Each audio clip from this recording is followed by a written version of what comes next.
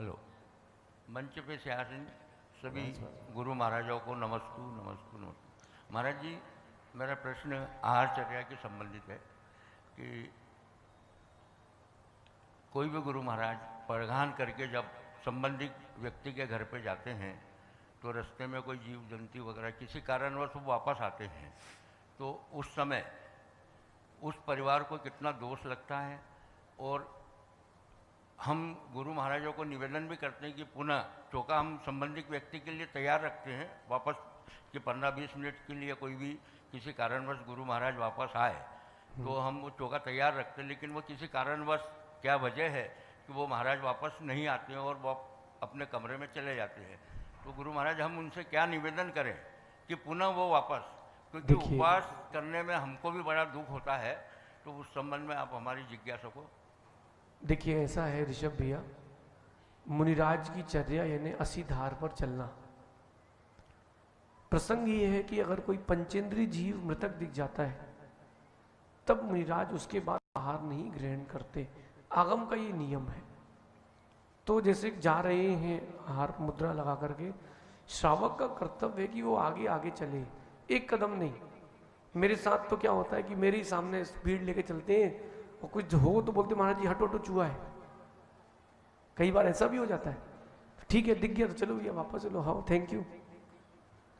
श्रावक का कर्तव्य कम से कम वो 50 कदम 100 कदम आगे चले और भूमि शोधन करते हुए चले, और अगर कुछ उसको लगता है कि विकल्प है तो रास्ता मोड़ दे अथवा कोई ऐसी चीज उस पर डाल दे ताकि वो, और ऐसा नहीं कि खड़े हो बोले महाराज जी उस तरफ से, शंका भी ना हो उनको, इसका भी ध्यान रखें पहली चीज। दूसरी चीज, जब भी कोई चौका लगाए और जिस मार्ग से उसको मुनिराज को वापस लेके आना है उस मार्ग से पैदल मंदिर तक आए, भूमि शोधन करते हुए आए, यहाँ वहाँ बात करते हुए ना जाए, और लौटे मुनिराज के साथ तो भूमि शोधन करते हुए लौटे। एक जन मुनिराज के बगल में चले, एक जन कम से कम 50 कदम 100 कदम आगे चले, जिस मार्ग से लेके जाना, ये व्यवस्था है।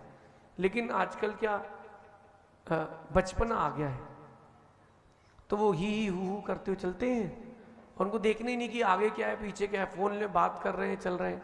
अरे आपको जब मुनिराज भड़क चुके हैं तो आप समझ लो कि युद्ध है, जीतना है तुमको, कर्मों से युद्ध है, तो आपको आगे देख करके चलना चाहिए, ये अपना कर्तव्य है।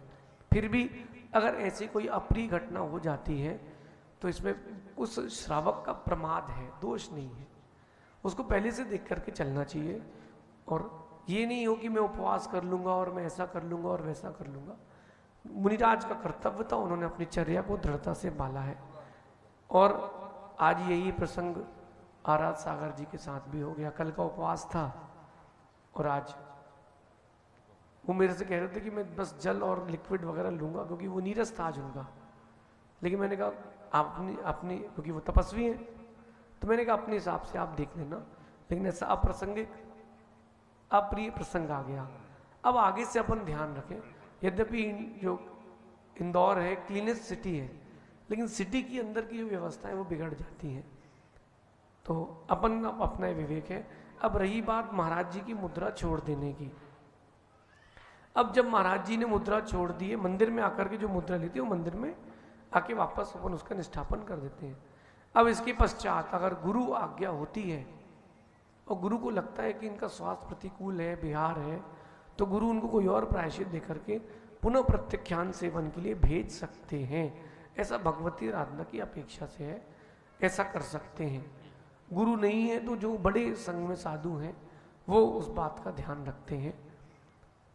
यद्यपि आराध सागर जी वैसे ही मासोपवासी हैं, सिंह निवृत्तधारी हैं, हमने अपनी जिंदगी में केवल 100 उपवास किए हैं और उन्होंने इंदौर चातुर्मास में ही 100 उपवास कर लिए थे।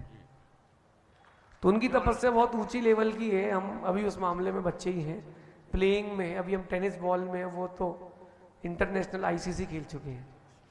लेकिन अपना कर्तव्य है श्रावकों का कि अपन अपना विवेक लगाएं। आपके प्रमाद से बड़ी घटना घट सकती है, वो अपना प्रमाद नहीं हो, फिर भी हो जाए तो ये विकल्प नहीं करे कि मैं उपवास करूंगा कि मैं ये करूंगा, नहीं।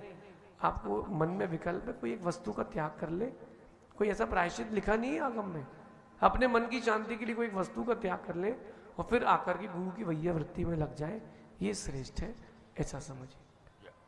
अगली